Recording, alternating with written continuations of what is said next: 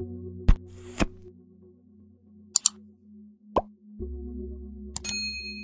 bien bonjour à tous, bienvenue pour cette nouvelle vidéo flore aquatique. Eh bien aujourd'hui c'est un petit tour de nos bacs, donc c'est bien de voir un petit peu comment ils évoluent. On est devant le bac à Kili. Il y a toujours le mop rouge, ouais, j'ai toujours pas refait en autre couleur, il faudrait que je me bouge un peu les fesses. Il y a beaucoup de boulot en ce moment et franchement c'est pas la priorité. Par contre les poissons vont bien, on a toujours notre trio, le mâle qui est là, les deux femelles qui sont un petit peu derrière et qu'on voit lorsque je nourris. De temps en temps je les vois, ça pond, mais si j'isole pas les œufs, j'aurai pas de petits parce qu'ils mangent assez rapidement les œufs derrière. Il y a certainement des petits qui passent au travers et qui sont cartonnés par les parents par la suite. En termes de repro, c'est pas ça. Donc sinon, le bac va bien, j'ai un tout petit peu de cyano, mais on a quasiment fini de lutter contre. A priori, le bac a trouvé son équilibre. Ça peut être un petit peu long sur les bacs low-tech, mais bon, ça fait partie du jeu. Donc là, les plantes vont bien, elles se mettent à pousser. Il y en a certaines, comme la Nubia là-bas, qui s'est détachée. Faut que je la rattache. Sinon, globalement, le bac est plutôt sain. L'eau est très claire.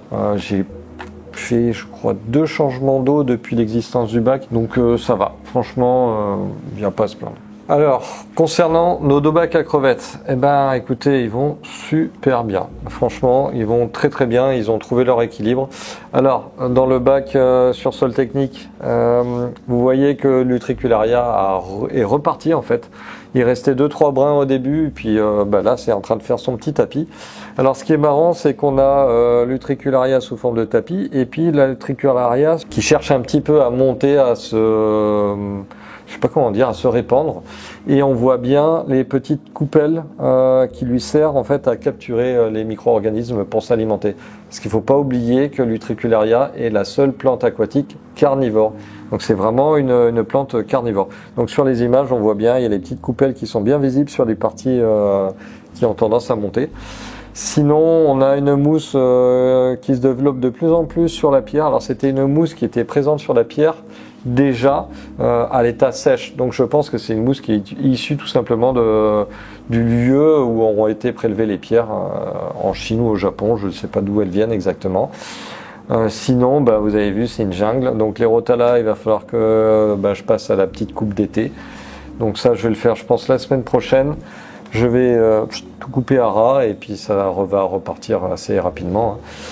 Pour ce qui est des bacs à Davidi, c'est la même chose. On remarque que les bosquets de cryptocorines ont bien poussé aussi. La mousse commence à coloniser une bonne partie du bac. Elle devient même un petit peu envahissante dans le sens où les bucéphalandras que j'ai mis dedans, c'était des petits bouts que j'avais récupérés, commencent à être un petit peu étouffés. Donc je vais devoir éclaircir ça. Et puis couper aussi, faire une bonne petite taille sur la Rotala. Sinon tout va bien, on a eu pas mal de repro encore sur les crevettes, donc j'en ai enlevé quelques-unes, j'ai fait un peu de sélection. Il y a à nouveau quelques femelles qui sont grainées, donc le bac lui aussi tourne relativement bien, il a trouvé son équilibre, donc tout va bien. Alors ce bac, vous le reconnaissez peut-être, on avait fait un petit tuto sur comment faire un bac à tétraodon nain, en sachant qu'on voulait le planter avec des plantes en fait issues d'Inde. Je vais le considérer un peu comme un flop sans être un flop. En fait, ça a pris vraiment beaucoup de temps pour que les plantes qui viennent de la serre, donc qui sont cultivées hors sol, prennent leur forme aquatique. Donc là maintenant c'est bon. Donc on va rapidement faire, vous présenter les poissons. Donc le bac est enfin, pour moi il est enfin bon. Par contre on a un petit peu d'algues filamenteuses. Comme on a boosté en lumière et en engrais, on a un petit peu de filamenteuse qui est arrivée, mais bon, rien de bien méchant. Et puis l'hygrophila difformis est en train de prendre sa forme aquatique. Donc tout ça je vais vous le montrer dans une prochaine vidéo qui va arriver rapidement sur les tétraodons là. À présent, on se retrouve devant le bac à Locaridés. Alors, comme d'hab, on les voit pas beaucoup. Là, il y a le Galaxy qui est là, un petit zébra ici. Bon, ils font leur vie, tout simplement. Donc, ils continuent à grossir, à établir leur territoire, et ils ont pas mal creusé d'ailleurs sous les plaques d'ardoise. Comme ils ont grossi, ils mangent de plus en plus et tous les xylophages aussi mangent de plus en plus, ce qui fait que ça nous fait énormément de déchets que je siphonne tous les 15 jours. En fait, je fais un changement d'eau tous les 15 jours et un nettoyage du filtre maintenant tous les mois. Donc ils commencent à produire énormément de déchets, ce qui est normal hein, sur des locaridés qui commencent à grandir un petit peu et puis qui sont assez actifs. Donc là, on voit pas mal de vases en dépôt. Enfin de vases, c'est des déchets de souche hein, tout simplement.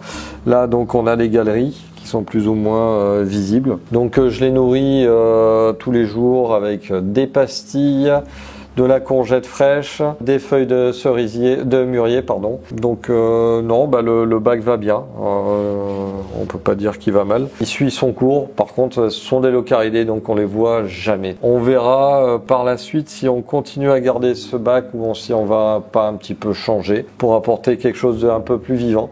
Mais sinon ça va. Quand on prend son temps pour les observer, ben, on arrive à les voir, mais c'est un peu un jeu de cache-cache hein, dans un bac comme ça, c'est pas évident. Ou alors il faudrait que je blinde de locaridés. J'y avais pensé à un moment donné, mais j'ai peur qu'ils se chamaillent vraiment pour de bon, et c'est pas le but du jeu. Nous voici devant le bac à Bucephalandra. Alors comme vous pouvez le constater, il n'y a plus rien sur les racines. Tout ce qui était moisissure et tout ça a littéralement et totalement disparu. Le bac, je m'en suis pas du tout occupé hein, pour le moment. J'ai pas encore fait de changement d'eau ni de nettoyage, rien du tout. Donc là, il est vraiment dans son jus.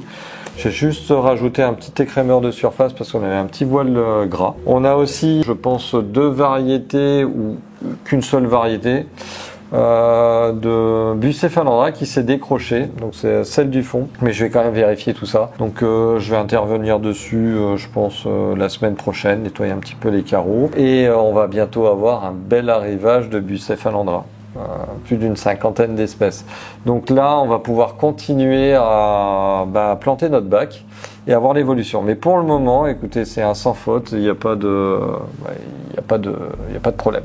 Alors maintenant, on se retrouve devant le bac Arasbora Galaxy. Donc les poissons vont très bien. Vous voyez, ils sont dynamiques, ils sont même plus farouches. Par contre, le bac, lui, c'est une catastrophe. Cette espèce de truc en croûtant, je pense que j'ai identifié ça comme étant tout simplement de la cyanobactérie, mais elle a pas du tout l'allure des cyanos habituels. Donc ce que je vais faire, c'est quand même faire un traitement de choc. Je vais essayer de lutter contre ces cyanos, mais à terme, on va refaire ce bac, on va le faire différemment. Hein. Mais les poissons vont bien. Ça, on peut pas dire le contraire. Je fais les changements d'eau habituels. J'ai fait un nettoyage là récemment, donc le bac vous paraît à peu près propre, mais si on regarde dans le détail, c'est une catastrophe. Je vais faire un bon vieux traitement de choc au Blue Exit. On va voir ce que ça donne par la suite. Comme on a réussi à lutter à chaque fois contre ces algues efficacement, je pense qu'on s'en sortira. Donc ça va être un petit peu le challenge avant de le refaire.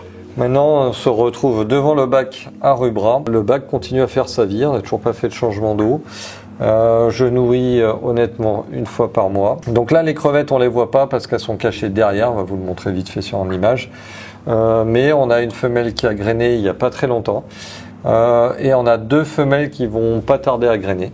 Donc ça prouve que le bac va tout simplement bien. On va certainement faire à un moment donné un petit changement d'eau. Théoriquement, on n'a pas besoin de faire changement d'eau. J'aime pas trop laisser un bac comme ça. Il y a un petit peu de dépôt, de développement algal qui s'est fait sur le bord des vitres. Ça suffit amplement en fait pour produire à manger à ces crevettes qui ont une période d'activité assez restreinte et le reste du temps elles vivent assez planquées en train de trifouiller juste là où elles se trouvent. Donc il n'y a rien d'autre à redire sur ce bac.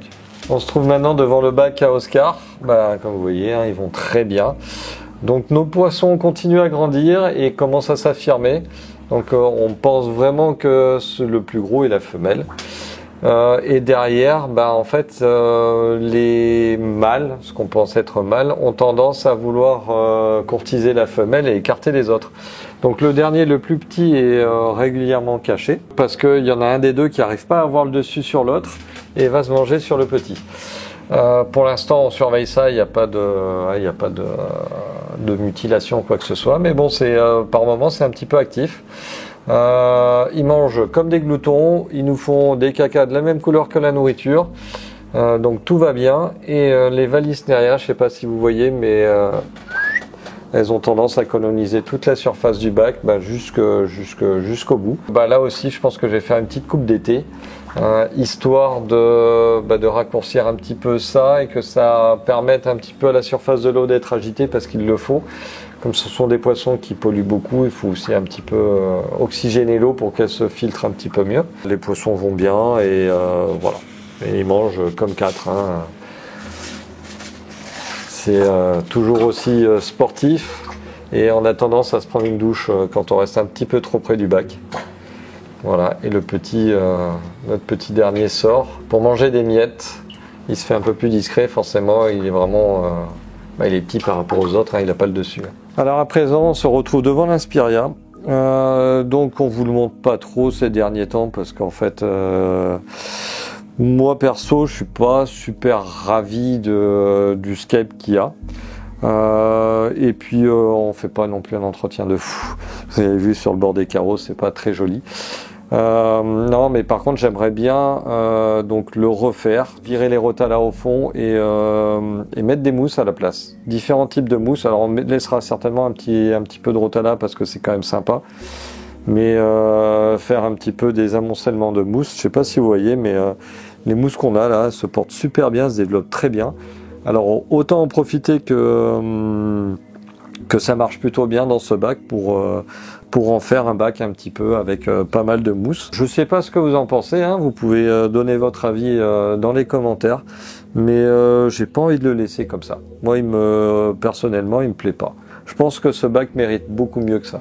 Et pour finir, on se retrouve donc du coup devant le bac de Sylvie. Alors, devant la magnifique soupe de guppies, etc. Écoutez, le bac va très bien. On a quasiment plus du tout d'entretien sur le bac. En dehors des mousses qui poussent relativement bien, elles aussi. Et la dernière fois, c'était déjà le cas. J'en ai un petit peu nettoyé pour laisser un peu de la place au Bucephalandra et elles ont recouvert aussi sec. Donc je vais refaire un petit peu de ménage. Sinon, écoutez, le bac lui aussi fait sa vie. Hein. Il se porte relativement bien. Les plantes ne grandissent pas trop vite. Limite, ce sont les mousses qui se développent plus vite. Mais c'est pas plus mal. Hein. Elles vont relativement bien. Il y a le Microzorum au fond qui a tendance à être... les vieilles feuilles commencent à être un petit peu... ponctué de marron, c'est normal. Hein. Sinon, toutes les autres plantes ont l'air de bien aller. Donc non, il n'y a rien à redire. Il y a pas mal de reproductions. Il y a énormément de bébés guppies. Bon, ça c'est logique avec les guppies. Sinon, non, il n'y a rien de... Moi, je vois rien d'anormal. La Prosère Pinaca qui, le plus grand pied, sort de l'eau. Bon, on le laisse comme ça. On a décidé de le laisser se balader. Voilà, sinon non, son bac va super bien. Entretien vraiment réduit, un petit changement d'eau de temps en temps, le filtre on n'y a même pas encore touché. Voilà, donc bon, si les plantes vont pas bien ou les poissons vont pas bien, c'est signe qu'il y a quelque chose qui se passe mal. Mais pour l'instant, écoutez, même pas d'algues sur le bord des carreaux, donc c'est que pour l'instant il n'y a rien à redire. Donc on fera un petit changement d'eau comme d'hab, hein, tous les mois, petit léger et puis ça suffit. Bon voilà, j'espère que ce petit tour des bacs vous a plu. Comme d'habitude, on se retrouve tous les mercredis et les dimanches soirs à partir de 18h. Alors oui, on est désolé, il y a 2 dimanches où on n'a pas passé de vidéo. On prend un petit peu aussi nos vacances en ce moment. Moi, j'ai pas encore pris les miennes d'ailleurs. Mais bon, on va essayer de garder le rythme, vous inquiétez pas. On a plein de projets, on a plein de choses à vous montrer, donc soyez au rendez-vous.